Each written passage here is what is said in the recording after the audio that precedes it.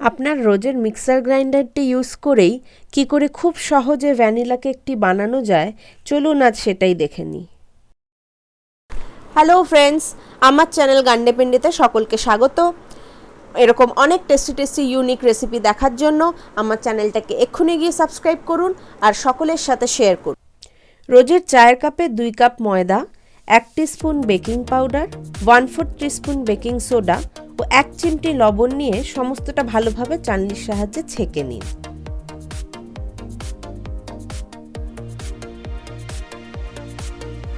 এরপরে মিক্সার গ্রাইন্ডারে 4টে ডিম ভেঙে নিন ও 1 কাপ সাদা তেল দিন।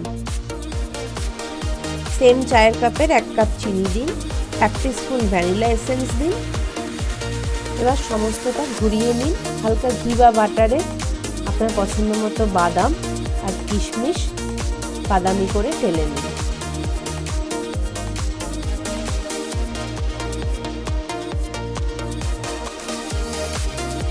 এরপরে উপর দিয়ে একটু ময়দার গুঁড়ো ছিটিয়ে নিন। এতে কেকের তলায় এগুলো পড়ে যাবে না, উপরেই সেট হয়ে বসে থাকবে।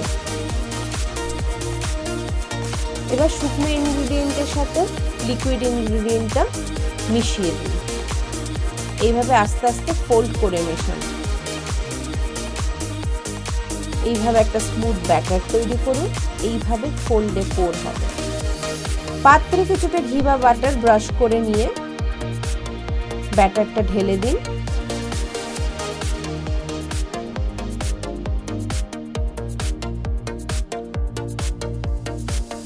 উপর দিয়ে ড্রাই ফ্রুটসগুলো ছড়িয়ে দিন।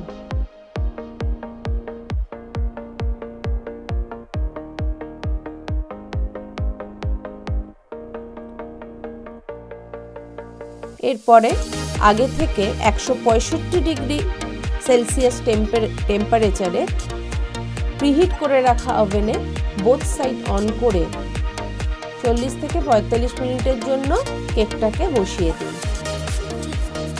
ব্যাস তৈরি হয়ে গেল আপনাদের খুব সহজে একটা ভ্যানিলা কেক। ছুরি বা টুথপিকের সাহায্যে দেখে নিন, ভেতরটা পরিষ্কার হয়ে গেলে বুঝবেন আপনার কেক রেডি। এবারে দেখুন বাইরেটা কতটা ক্রিস্প আর ব্রাউন হয়েছে, ভেতর থেকে সুন্দর বেক হয়েছে, কতটা পোরাস হয়েছে, কতটাই সফট হয়েছে, আর খেতে তো খুবই ভালো।